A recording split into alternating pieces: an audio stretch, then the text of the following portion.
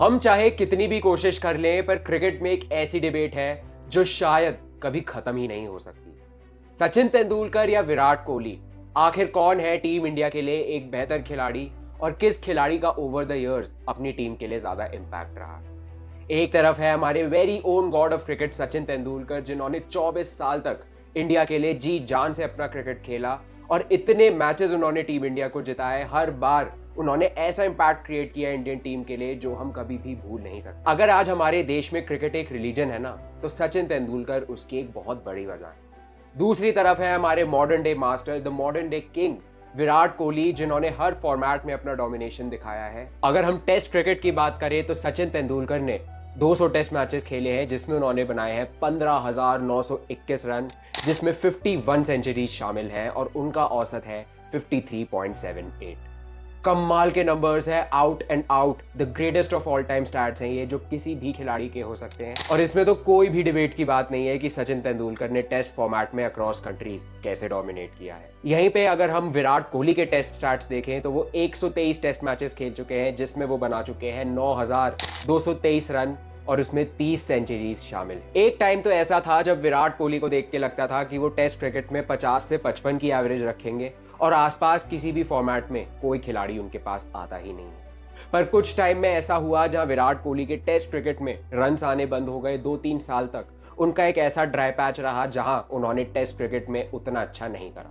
2020 से लेके 2024 तक टेस्ट क्रिकेट में वो इतना डोमिनेट नहीं कर पाए, जिसके चलते उनकी एवरेज 50 से भी कम हो गई और वो टेस्ट क्रिकेट में 10,000 रन भी पूरे नहीं कर पाए और आज वो टेस्ट क्रिकेट से रिटायर भी हो चुके हैं। तो एक ऐसा टाइम देखा है अभी रिसेंटली विराट कोहली ने, जहां टेस्ट क्रिकेट में वो अच्छा नहीं कर पा रहे थे, अच्छे रन्स नहीं बना पा रहे थे, ज्यादा कॉन्ट्रीब्यूशंस नहीं कर पा रहे थे, जिसके चलते वो शायद रिटायर भी हो गए। तो सचिन तेंदुलकर यहाँ पर एक आउट एंड आउट विनर निकल कर आते हैं, क्योंकि वो ज्यादा सेंचुरीज लगा चुके हैं विराट कोहली से। और ये भी बात साफ होती है कि उन्होंने एक ऐसे एरा में क्रिकेट खेला था जहाँ पे बॉलर्स काफी ज्यादा डिफेंसिव थे, काफी ज्यादा डेंजरस थे और वहां पर बैटिंग करना सच में काफी मुश्किल होता था। और स्टैट्स तो ये बात प्रूव कर ही रही है कि सचिन तेंदुलकर कितना ज़्यादा आगे थे अपने काउंटर पार्ट से, और टेस्ट क्रिकेट में उन्होंने बहुत ही ज़्यादा इंडियन क्रिकेट और वर्ल्ड में एक बहुत बड़ा इम्पैक्ट क्रिएट किया है। आज ही हम ये देखते हैं कि जो रूट, स्टीव स्मिथ जैसे खिलाड़ी विराट कोहली से टेस्ट क्रिकेट में आगे निकल जाते हैं, पर पहले तो किसी ने नहीं सोचा था कि ये दोनों खिलाड़ी भी कभी विराट कोहली के आसपास आ भी सकते हैं। तो इस फॉर्मेट में तो क्लियरली सचिन तेंदुलकर एक बेटर बैट्समैन निकलकर साबित हो। सचिन तेंदुलकर के अगर हम ओडीआई स्टैट्स देखें तो ये भी बहुत ही बढ़िया है। 463 वनडे मैचेस में सचिन तेंदुलकर ने बनाए हैं 18,426 रन, जिसमें उनकी औसत है 44.85 की और 49 सेंचुरीज इनके नाम है। और यहीं पे अगर हम बात करें विराट कोहली की, तो वो 299 ओडीआईज खेल चुके हैं, जिसमें उनके 14,000 से ऊपर रन हो गए हैं। उनका औसत 58 से ऊपर है, जो एकदम phenomenal and out of this world है। और विराट कोहली लगा चुके हैं 51 सेंचुरी, जहां सचिन तेंदुलकर की सिर्फ 49 सेंचुरीज है इस फॉर्मेट में, और विराट कोहली ने हाल ही में ही इनकी सेंचुरीज का रिकॉर्ड तोड़ा इस फॉर्मेट में। और कहीं ना कहीं ये बात दिखा दी है कि अगर इस फॉर्मेट में इम्पैक्ट, एफिशिएंसी और रन्स फ्रीक्वेंसी की बात करें तो विराट कोहली कहीं ना कहीं सचिन तेंदुलकर से इस फॉर्मेट में आगे है। विराट कोहली को जो चेज मास्टर का आज नाम मिला है, वो शायद इसी फॉर्मेट की वजह से, जहां पर उन्होंने इम्पॉसिबल चेजेस को भी पॉसिबल करके दिखाया।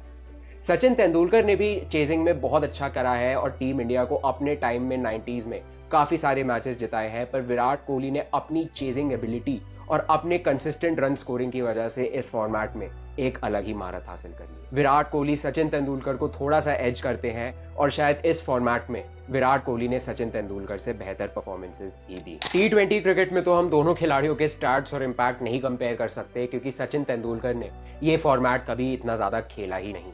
वो इस एरा में नहीं खेलते थे जहां T20 क्रिकेट अलग ही लेवल पे पहुंच गया था, और उनके टाइम पर शायद T20 क्रिकेट कभी उस लेवल पे था ही नहीं। तो इसी वजह से सचिन तेंदुलकर का T20 क्रिकेट में कोई इम्पैक्ट नहीं है। और जहां हम विराट कोहली की बात करें तो T20 क्रिकेट को अगर एक फेस दिया है किसी ने, तो वो विराट कोहली ही है। विराट कोहली ने एक ऐसा इम्पैक्ट बना दिया है इस फॉर्मेट में जो शायद ही कोई खिलाड़ी बना सकता। 125 T20 मैचेस में विराट कोहली बना चुके हैं 4,188 रन्स, 48 की औसत पे, और उन्होंने इस फॉर्मेट में कंसिस्टेंटली डोमिनेट ही किया है। तो T20 क्रिकेट में तो out and out Virat Kohli एक बेहतर बल्लेबाज बनते हैं, पर कंपैरिजन इतना ज्यादा हो ही नहीं सकता, क्योंकि इस फॉर्मेट में सचिन तेंदुलकर कभी खेले ही नहीं। सबसे पहले अगर हम बात करें तो सचिन तेंदुलकर ने 90s के एरा में काफी ज्यादा क्रिकेट खेला था। उस टाइम पे तो कंडीशंस जो थी काफ़ी ज़्यादा बॉलर फ्रेंडली भी हुआ करती थी। उस एरा में हमें कई सारे बॉलर्स ऐसे देखने को मिले जो वर्ल्ड क्रिकेट पे अपना आतंक मचा रहे थे। चाहे हम पाकिस्तान के Wasim Akram, Shoaib Akhtar, Waqar Younis, Allan Donald, Shaun Pollock, ना जाने और कितने ऐसे गेंदबाज थे जो वर्ल्ड लेवल पे अपना डोमिनेंस दिखा रहे थे और उनको खेलना एकदम नामुमकिन हुआ करता था। सचिन तेंदुलकर ने उस एरा में डोमिनेट किया है और इन गेंदबाजों को बखूबी खेला है। और वो टाइम ऐसा था जहां ओडीआई क्रिकेट में पूरे समय सिर्फ एक ही बॉल यूज होती थी। 90s का एरा बल्लेबाजी के लिए वैसे ही काफी डिफिकल्ट हुआ करता था, जहां पे बॉलर्स को काफी ज्यादा मदद मिलती थी पिचेस से, वो रिवर्स स्विंग कर पाते थे और एक ज्यादा बॉलिंग फ्रेंडली और एक बॉलिंग डोमिनेटेड एरा 90s का था। तो वहां पर सचिन तेंदुलकर की इतनी अच्छी परफॉर्मेंसेज आना एक बहुत बड़ा इंडिकेशन थी कि सचिन किस कैलिबर के खिलाड़ी थे। उन्होंने जैसे शारजा डेजर्ट स्टॉर्म में खेला और उससे पहले 1996 वर्ल्ड कप या 1990s में उनकी कितनी सारी ऐसी पारियां हैं जिन्होंने टीम इंडिया को जीत दिलाई है या फिर एक बहुत बड़ा इम्पैक्ट क्रिएट किया है। ये दिखाता है कि सचिन तेंदुलकर किसी भी एरा में किसी भी गेंदबाज को खेल सकते थे और उन्हें डोमिनेट कर सकते थे। वो एरा था जहां में पाकिस्तान से वसीम अकरम, वकार यूनिस, शोएब अख्तर जैसे खिलाड़ी खेलते हुए दिखते थे, गेंदबाज खेलते हुए दिखते थे। और ऑस्ट्रेलिया से हमें देखने को मिलते थे शेन वॉर्न, ब्रेट ली और कई सारे गेंदबाज ऐसे थे, ग्लेन मैग्रा, जिन्होंने इस फॉर्मेट में डोमिनेट किया और इस एरा में इन्होंने एक अलग ही छाप छोड़ दी। अब यहीं पे अगर हम विराट कोहली की बात करें, उन्होंने 2008 में अपना डेब्यू किया था और 2010s के एरा में विराट कोहली ने अपना सबसे ज़्यादा क्रिकेट खेला। खैर, nothing to take away from Virat Kohli, but उस एरा में गेंदबाजी बहुत ज़्यादा टफ बन गई थी बॉलर्स के लिए और एक batting dominated, batting friendly era वहाँ पर 2010s में हमें देखने को मिला। तो विराट कोहली ने बखूबी इस टाइम में डोमिनेट किया 2010s में, जहां उन्होंने किसी भी ऑपोजिशंस को नहीं छोड़ा। 2014-2016 के T20 वर्ल्ड कप में वो प्लेयर ऑफ द टूर्नामेंट बने। 2012 के एशिया कप से उन्होंने दिखाना शुरू कर दिया था कि वो एक ऐसे यंगस्टर है जो इंडियन क्रिकेट की काफ़ी टाइम तक सेवा करने वाले हैं। तो 2016 से 2019 का जो पीक था विराट कोहली का हर फॉर्मेट में, मुझे तो नहीं लगता कोई भी खिलाड़ी उसके आसपास आ भी सकता है। विराट कोहली ने सिर्फ एक बार नहीं, बार बार रोज ये काम किया और अपनी टीम को मुश्किल सिचुएशन से मैचेस जिताए और एक ऐसे चेज मास्टर बन गए वो टीम इंडिया के लिए, जहां उन्होंने अपने ही दम पर, चाहे ओडीआई हो या T20 हो, हर फॉर्मेट में अपनी टीम को चेज करते हुए मैचेस ही जिताए।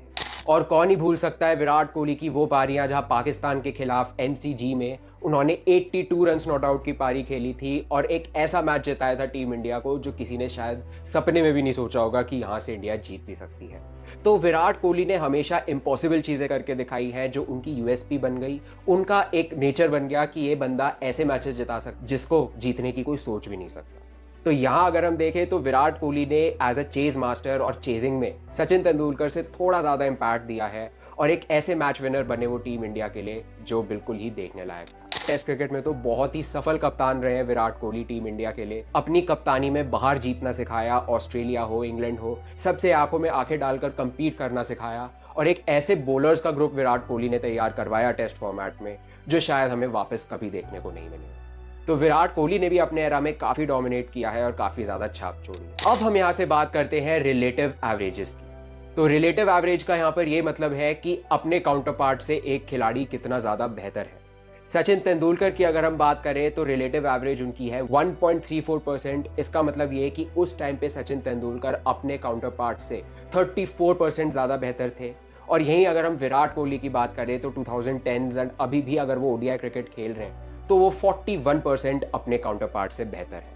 तो इसका मतलब ये है कि 1.41% का यहाँ पे विराट कोहली का एक रिलेटिव एवरेज है। अपनी अपनी एरा में अगर हम कंपेयर करें, 90s 2000s में सचिन को देखें और 2010s ऑनवर्ड्स अगर हम विराट कोहली को देखें तो उन्होंने ज़्यादा डोमिनेट किया है और विराट कोहली का पीक एक ऐसा पीक है जो शायद सचिन तेंदुलकर भी 90s में अचीव नहीं करता। सचिन तेंदुलकर एक बहुत ही बड़े सेल्फिश खिलाड़ी थे जो सिर्फ और सिर्फ अपने लिए खेलते थे और टीम की बेटरमेंट का कभी नहीं सोचते थे।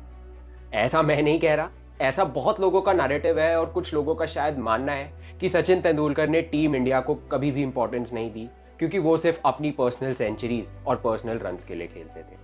तो मैंने सोचा क्यों ना इस मिथ को थोड़ा सा बस्ट किया जाए और इसमें थोड़ा डीपली जाकर देखा जाए कि क्या ऐसा सच में है। तो आइए जानने की कोशिश करते हैं। 1989 से सचिन तेंदुलकर ने इंडिया के लिए खेलना शुरू किया और उन्होंने अपना मोस्ट ऑफ द करियर, अपना पीक करियर 90s के टाइम में खेला जहां इंडियन क्रिकेट बहुत बुरी तरह स्ट्रगल कर रहा था। आए दिन मैच फिक्सिंग के केसेस आते रहते थे।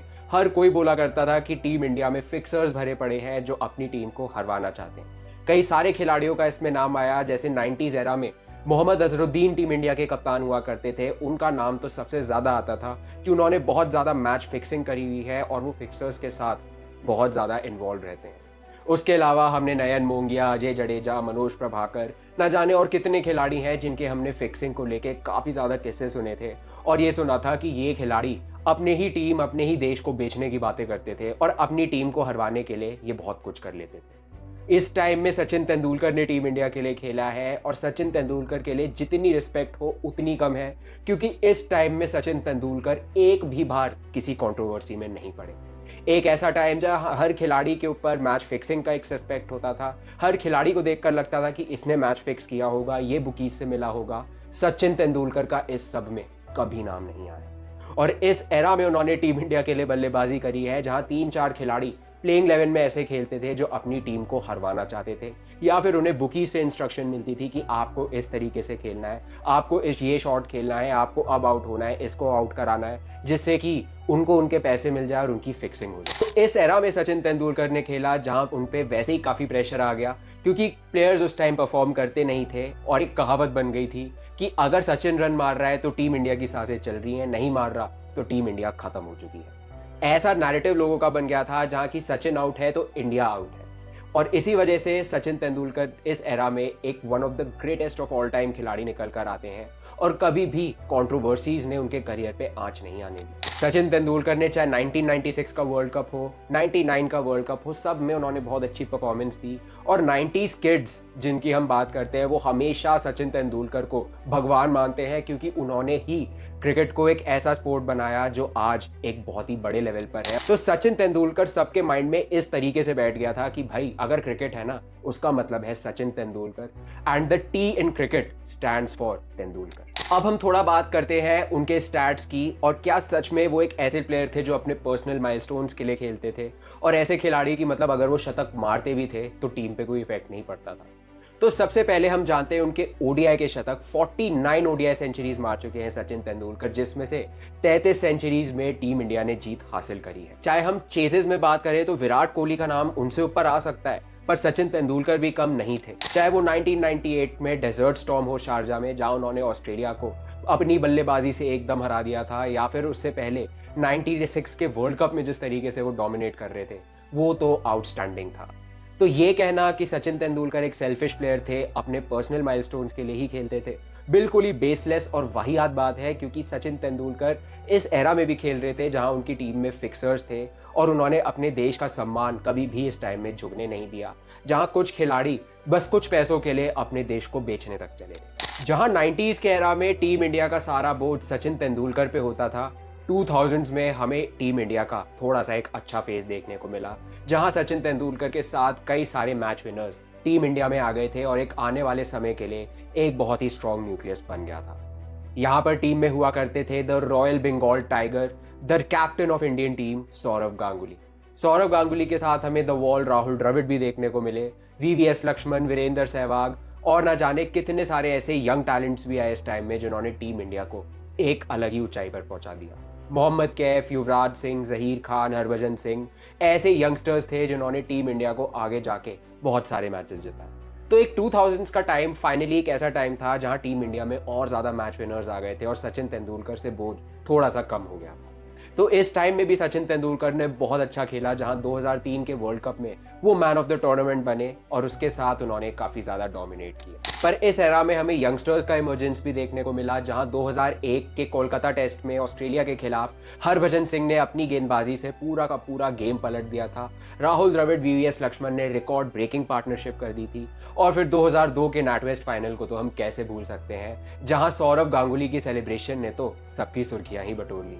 युवराज सिंह, मोहम्मद कैफ ने ऐसे ऐसे मैचेस जिताए उस टाइम में टीम इंडिया को, जिसकी हम जितनी बात करें उतनी कम है।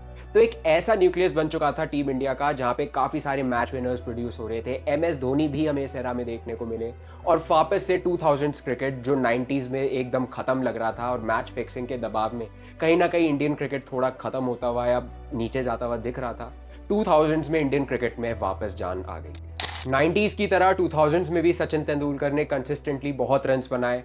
जहां 90s में वो पूरा बोझ टीम इंडिया का संभाल रहे थे, 2000s में वो one of the biggest pillars बन गए टीम के, जहां और भी खिलाड़ी परफॉर्मेंसेस दे रहे थे और सचिन तेंदुलकर उनके साथ कंट्रीब्यूट ही कर रहे थे। किसी खिलाड़ी की ग्रेटनेस हमें तभी पता लगती है जब वो अपनी टीम को ऐसे मैचेस जिताए जो सबसे ज़्यादा मायने रखते हैं।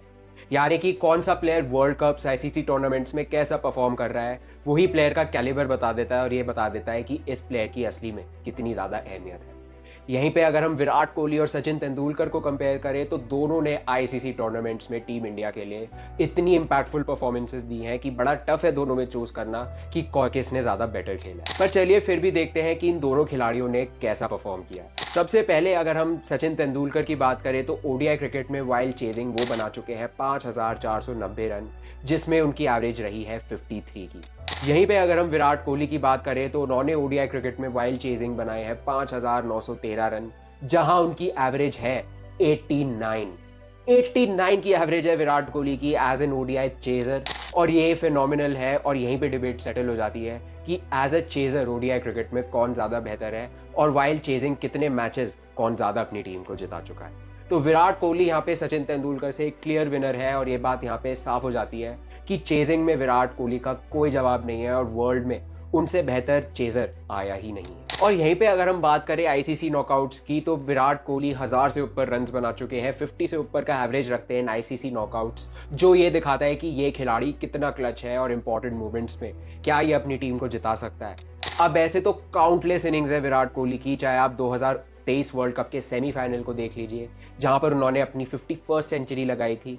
उससे पहले हमने 2022 के टी20 वर्ल्ड कप में देखा था कि कैसे एमसीजी के फुल हाउस के सामने पाकिस्तान को अकेले उन्होंने मैच हरा दिया था और वो इनिंग्स तो once in a lifetime innings थी जो शायद ही कभी कोई खिलाड़ी खेल सकता है।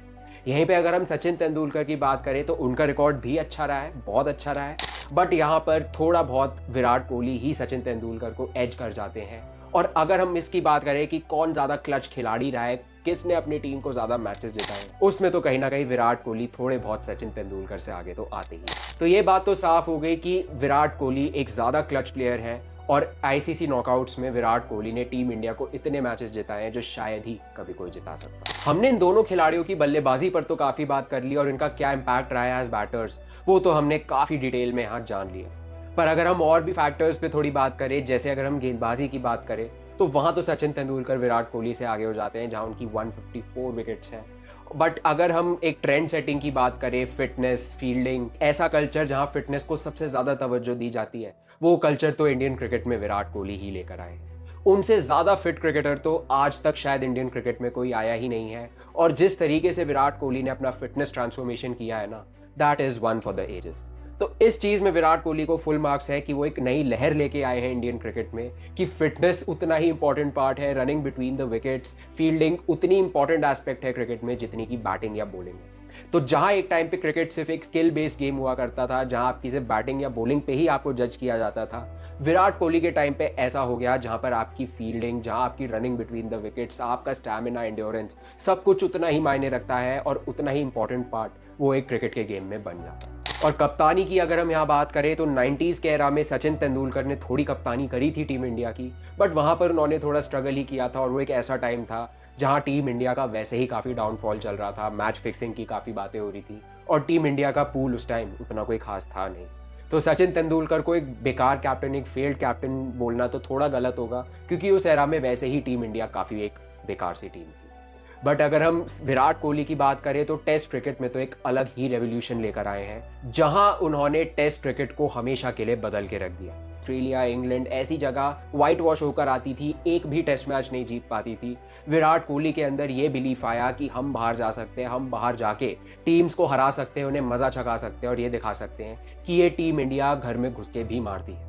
हम अक्सर जानते हैं और अक्सर इस बारे में बात करते हैं कि द 60 ओवर्स ऑफ हेल जो विराट कोहली ने पेप टॉक दी थी अपनी टीम को इंग्लैंड टेस्ट सीरीज के टाइम पर कि 60 ओवर तक इस टीम को हेल की तरह फील करना है और मैं देख ना लूं कि कोई हंस हंस के बात कर रहा हो ऑपोजिशन से।